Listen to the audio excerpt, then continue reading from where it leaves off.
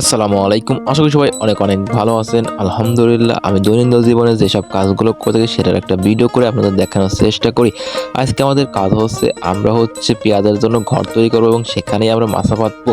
তারপর সেই মাচার পর আমরা পেঁয়াজ রাখবো। আল্লাহর রহমতে এই বছরে পেঁয়াজের ফলনটা অনেক ভালো হয়েছে, যার জন্য আমাদের নতুন করে একটা ঘর তৈরি করতে হচ্ছে পেঁয়াজ রাখার জন্য।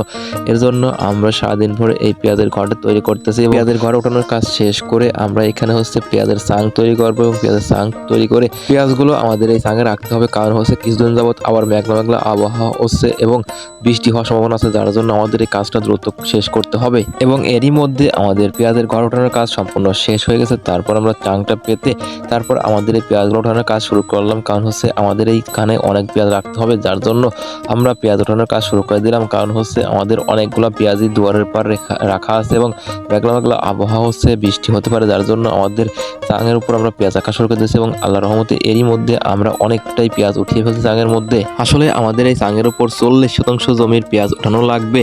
কারণ 40% জমির পেঁয়াজ আমাদের দুয়ারের পর রাখা আছে এবং এই পেঁয়াজগুলো আজকে আমাদের এই চাঙের উপর উঠিয়ে শেষ করতে হবে। আরেকটা কথা আপনাদের জানিয়ে রাখা ভালো যে প্রতি বছরের তুলনায় এই বছরে পেঁয়াজের ফলনটা অনেক অনেক গুণ বেশি ভালো হয়েছে, যার জন্য আমাদের পেঁয়াজ রাখা জায়গাটা একটু কমে গেছে এবং এর জন্য আমাদের এই নতুন ঘরটি তৈরি করতে হচ্ছে এবং এইখানে পেঁয়াজ রাখতে হচ্ছে।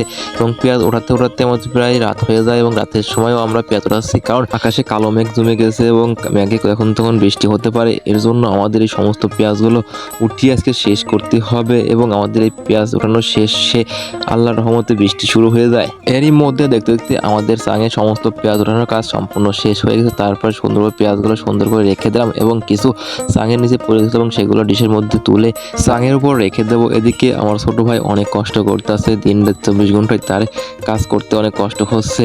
আমাদের এখনো গোসল করা হয়নি, যার জন্য আমরা আমাদের এই পেঁয়াজগুলো চাঙের মধ্যে রেখে তারপর গোসল করে খাওয়া দাওয়া করে আমরা ঘুমিয়ে পড়বো।